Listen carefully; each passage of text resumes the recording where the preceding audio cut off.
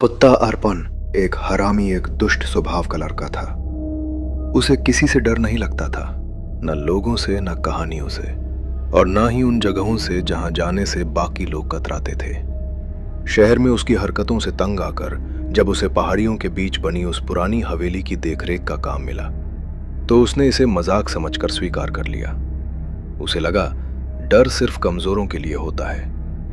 पहली शाम हवेली में कदम रखते ही उसे अजीब सन्नाटा महसूस हुआ। बाहर से सब सामान्य था, लेकिन अंदर घुसते ही ठंड जैसे हड्डियों में उतर गई। अर्पण ने इसे वहम समझकर हंस दिया। रात होते होते हवेली की दीवारों से धीमी चरमराहट आने लगी। छत से टप टप की आवाज सुनाई दे रही थी, जबकि बारिश नहीं थी। अर्पण को नींद आई, लेकिन बार बार टूटती रही।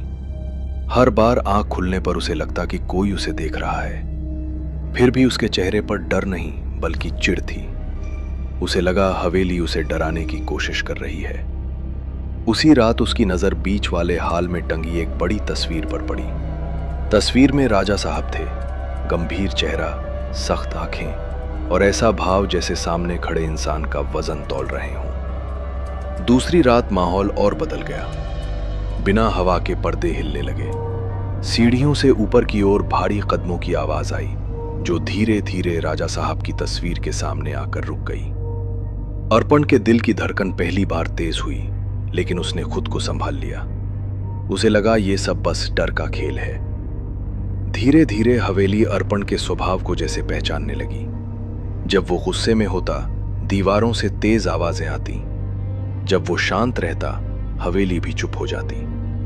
सबसे अजीब बात यह थी कि राजा साहब की तस्वीर की आंखें हर सुबह अलग दिशा में दिखाई देती थीं, मानो रात भर किसी को परखती रही हों। तीसरी रात अर्पण को एक सपना आया। उसने खुद को उसी हवेली में खड़ा देखा, लेकिन वो हवेली नई और चमकदार थी। उसके पीछे राजा साहब की परछाई थी, भारी और ठंडी। नींद खुलते ही कमरे में पुरानी इत्र और नमी की गंध फैली हुई थी। उसी पल अर्पण को एहसास हुआ कि हवेली डराने के लिए नहीं, चुनने के लिए काम करती है। सुबह हुई, लेकिन अर्पण बाहर नहीं गया। उसका दुष्ट स्वभाव कहीं दब गया था और उसकी आंखों में अजीब सी शांति थी। कुछ दिनों बाद लोग कहते हैं कि रात में राजा साहब की तस्वीर के सामने एक लड़का खड़ा दिखाई देता है, सीधा, शांत, बिना हरकत के। कहते हैं राजा साहब आज भी हवेली में रहते हैं। फर्क बस इतना है कि अब हवेली ने एक ऐसे इंसान को रोक लिया है जिसे डर नहीं था, लेकिन जिसे सुधरने का मौका दिया गया।